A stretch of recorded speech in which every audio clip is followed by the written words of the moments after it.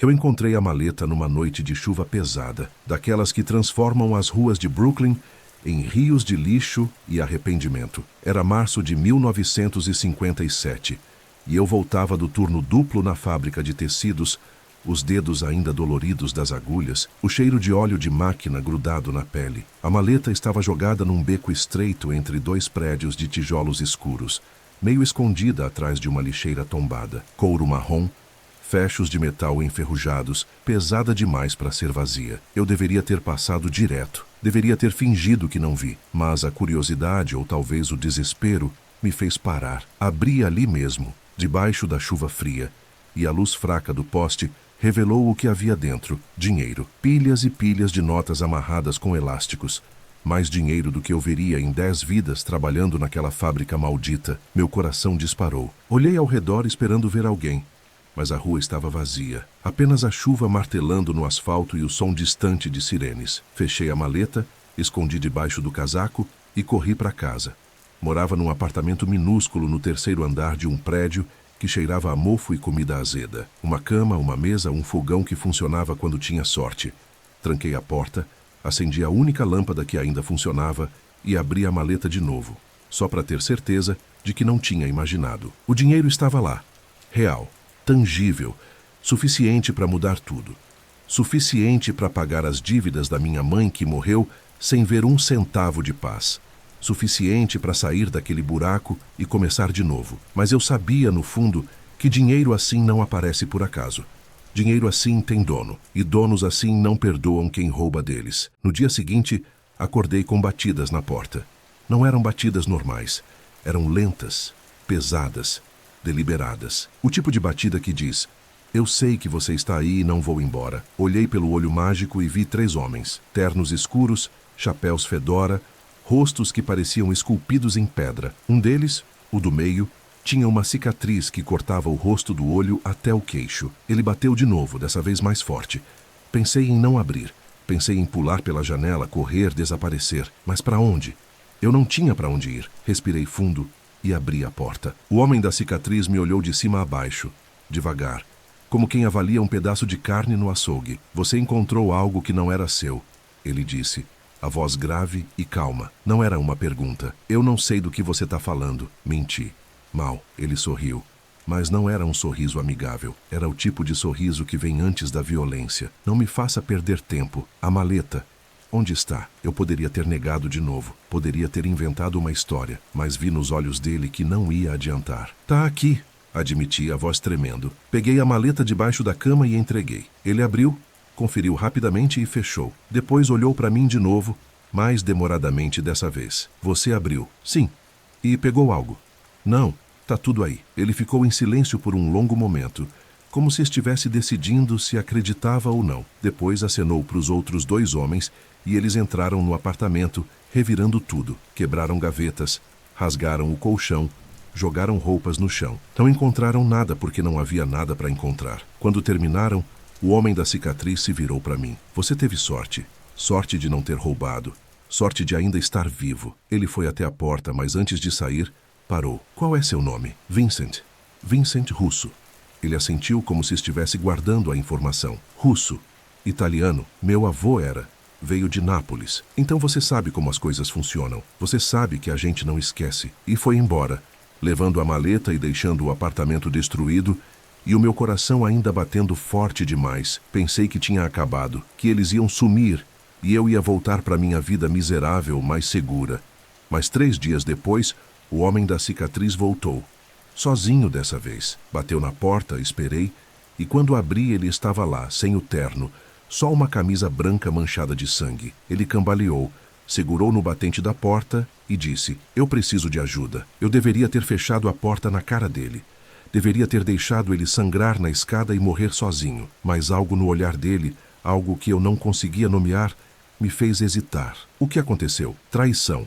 Minha própria família me vendeu. Eu tenho meia hora antes de eles voltarem para terminar o serviço. Olhei para o corredor, vazio, mas ameaçador. Olhei para ele sangrando, vulnerável pela primeira vez. E então, contra todo o instinto de sobrevivência, dei um passo para o lado. "Entra." Ele entrou e eu tranquei a porta. Ajudei ele a sentar na cadeira e rasguei a camisa para ver o ferimento. Um corte profundo no lado, feito com faca, ainda sangrando. Peguei o que tinha de pano limpo, água, e comecei a limpar.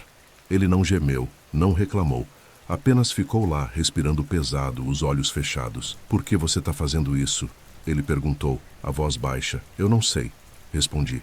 E era verdade. Talvez porque eu também já tinha sido traído. Talvez porque eu sabia como era estar sozinho num mundo que não se importa se você vive ou morre. Ou talvez porque, pela primeira vez desde que minha mãe morreu, eu sentia que podia fazer algo que importava. Depois de limpar o ferimento, eu improvisei uma bandagem com lençóis velhos e ajudei ele a deitar no chão, já que minha cama estava destruída. Ele dormiu ou desmaiou, não sei. E eu fiquei sentado na cadeira, olhando para a porta, esperando que alguém viesse, mas ninguém veio. Quando ele acordou, já era noite de novo. Eu tinha comprado pão e queijo com o pouco dinheiro que tinha e coloquei na mesa. Ele se levantou devagar, ainda pálido, e sentou. Comeu em silêncio, cada mordida cuidadosa, como quem não comia há dias. Quando terminou, olhou para mim. Por que você não me entregou? Porque eu sei como é ser descartado. Minha mãe trabalhou até morrer numa lavanderia para pagar dívidas que não eram dela. Ninguém ajudou, ninguém se importou. Então eu decidi que, se eu pudesse, ia ajudar alguém, mesmo que seja você. Ele ficou em silêncio por um longo tempo. Depois disse, meu nome é Marco Santoro, e você acabou de salvar a vida do homem mais odiado de Brooklyn. Por quê? Porque eu quebrei as regras. A família queria que eu matasse um garoto que devia dinheiro, mas o garoto tinha 10 anos, filho de um apostador que fugiu. Eu não consegui. Disse que ia matar, mas deixei ele ir. A família descobriu. E agora eu sou um traidor. Olhei para ele, para o homem que há poucos dias tinha invadido minha casa, e vi algo diferente. Não um monstro, apenas alguém que tinha tentado fazer a coisa certa num mundo errado. O que você vai fazer agora? Não sei. Fugir, talvez. Mas eles têm olhos em todo lugar. Não tem para onde correr, então fica aqui, pelo menos até você melhorar. Ele me olhou incrédulo. Você não me conhece. Eu já fiz coisas terríveis, coisas que você não imagina. Eu sei, mas você também fez uma coisa certa, e talvez isso conte para alguma coisa. Marco ficou. Não dias, mas semanas. Eu continuava indo para a fábrica, escondendo ele quando alguém batia na porta, dividindo a comida que mal dava para mim. Aos poucos, ele foi se recuperando. E aos poucos fomos nos conhecendo. Ele me contou sobre a infância em Palermo, sobre como a família o trouxe para os Estados Unidos quando tinha 12 anos, sobre como foi recrutado pela máfia porque não tinha outra escolha, sobre como viu homens serem mortos por dívidas de $5, mulheres serem espancadas por desobedecer, crianças crescerem sem futuro porque nasceram no lado errado da rua. Eu achei que podia mudar por dentro, ele disse uma noite, a voz carregada de algo que parecia arrependimento. Achei que podia seguir as ordens, mas manter a alma limpa. Mas não funciona assim. A cada ordem que eu obedecia, eu perdia um pedaço de mim, até que não sobrou nada. Mas sobrou, eu disse. Porque você deixou aquele garoto viver. Ele balançou a cabeça. Tarde demais, eu já matei tantos outros. Quantas mães choraram por causa das minhas mãos? Quantas famílias eu destruí? Salvar um garoto não apaga nada disso. Não apaga. Mas mostra que você ainda pode escolher diferente. Foi durante uma dessas conversas que eles bateram na porta de novo. Mas dessa vez não eram da máfia, era a polícia. 2 detetives, ternos baratos, expressões cansadas. Disseram que tinham recebido uma denúncia anônima de que eu estava escondendo um fugitivo. Marco estava no banheiro. Ouvi a porta se fechar devagar. Os detetives entraram, reviraram o apartamento, mas não encontraram nada. Marco tinha saído pela janela do banheiro, subido para o telhado. Quando os policiais foram embora, encontrei ele lá em cima, sentado na beirada, olhando a cidade. Eles vão voltar, ele disse, e da próxima vez vão te prender por cumplicidade. Você tem que me entregar. Não. Vincent, você não entende. Eles vão destruir sua vida, você vai perder tudo. Eu já perdi tudo, não tenho nada a perder. Mas você tem. Você tem a chance de ser diferente, de fazer diferente. E eu não vou tirar isso de você. Ele me olhou, e pela primeira vez, vi lágrimas nos olhos dele. Por quê? Porque você se importa. Porque alguém tem que se importar. Porque se a gente não escolhe ajudar, a gente vira igual a eles. Marco não disse nada. Apenas ficou ali, no telhado, chorando em silêncio, enquanto a cidade acordava ao redor de nós. Passaram-se 2 meses. Marco ficou escondido no apartamento, enquanto eu trabalhava. À noite a gente conversava, planejava, sonhava. Ele queria começar de novo, longe de Nova York, talvez no meio oeste, onde ninguém o conhecesse. Eu queria ajudar. Juntei dinheiro, centavo por centavo, guardando em uma lata velha debaixo da pia. Não era muito, mas era o suficiente para uma passagem de trem e alguns dias de comida. Foi quando o chefe da família finalmente apareceu. Não na minha porta, mas na rua, na frente da fábrica, esperando por mim. Ele era velho, cabelos brancos, rosto enrugado, mas os olhos eram afiados como navalhas. "Você é Vincent Russo", ele disse. Não era pergunta. "Sim, você está escondendo Marco Santoro. Não sei do que você está falando." Ele sorriu, e foi o sorriso mais frio que já vi. "Não minta para mim, garoto. Eu sei de tudo. Eu sei que ele está no seu apartamento. Eu sei que você tem ajudado ele. E eu vim te dar uma escolha." "Que escolha?" "Você entrega ele, e eu esqueço que você existiu. Ou você continua protegendo ele, e você some junto." Senti o medo subir pela garganta, apertado e amargo. Mas também senti outra coisa, raiva. "E se eu não escolher nenhuma das duas?" Ele inclinou a cabeça, curioso. "Então você é mais burro do que eu pensava. Ou talvez eu seja apenas cansado de viver num mundo onde homens como você decidem quem vive e quem morre." Ele não se moveu, mas algo mudou no ar. Tensão. "Cuidado, garoto. Palavras assim te matam. Então me mate, mas eu não vou entregar ele." Ele me olhou por um longo tempo. Depois, surpreendentemente, riu. "Você tem coragem.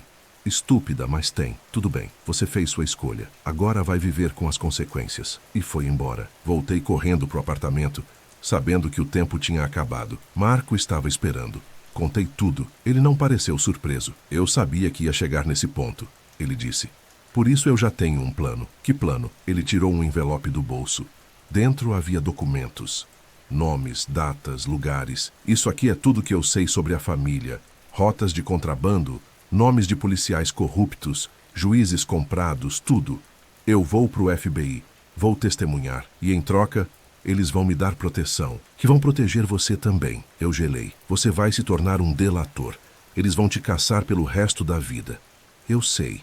Mas é a única forma de parar isso, de impedir que mais garotos como aquele morram, de fazer algo que valha a pena." Olhei para ele, para o envelope e entendi. Ele não estava fugindo, estava lutando. "E eu? O que eu faço?" "Você vem comigo. Novo nome, novo lugar, nova vida. Juntos." Foi a primeira vez que alguém me ofereceu algo assim. Uma escolha, uma chance. "Tá bom", eu disse. "Vamos juntos." Fomos ao FBI na manhã seguinte. Marco entregou os documentos e passou 3 dias sendo interrogado. Eu fiquei numa sala segura, esperando, sem saber se ia sair dali vivo. Mas quando tudo terminou, eles cumpriram a promessa. Novos documentos, novos nomes, passagens para um lugar onde ninguém nos encontraria. Nos tornamos fantasmas. Marco virou Michael Carter, carpinteiro em Montana. Eu virei Thomas Green, ajudante de biblioteca numa cidade pequena, onde ninguém faz perguntas. Os primeiros anos foram difíceis, sempre olhando por cima do ombro, sempre esperando que alguém aparecesse. Mas aos poucos, a vida foi se estabilizando. Marco se casou, teve uma filha. Eu abri uma pequena livraria, e de vez em quando a gente se encontrava, tomava café e lembrava do apartamento minúsculo em Brooklyn, onde tudo começou. Hoje, 30 anos depois, eu olho para trás e vejo que tudo mudou por causa de uma maleta que eu encontrei na chuva. Não pelo dinheiro, mas pela escolha que fiz depois. A escolha de ajudar alguém que o mundo tinha decidido que não merecia ajuda. A escolha de acreditar que redenção é possível, mesmo para as mãos mais sujas. Marco morreu há 5 anos, velho e em paz, cercado pela família que construiu. Antes de morrer, ele me disse: "Você me salvou, mas mais do que isso, você me mostrou que eu podia me salvar." E talvez seja isso. Talvez a gente não salva ninguém realmente. Só segura a porta aberta tempo suficiente para que eles escolham entrar. Eu encontrei uma maleta de dinheiro. E no dia seguinte, a máfia bateu na minha porta. Mas o que eu realmente encontrei foi algo muito mais valioso. A prova de que, mesmo no lugar mais escuro, ainda existe espaço para luz. E que um gesto de bondade, por menor que seja, pode mudar não só uma vida, mas o rumo de tudo que vem depois. No final, não somos definidos pelo que encontramos no caminho, mas pelo que escolhemos fazer com o que encontramos.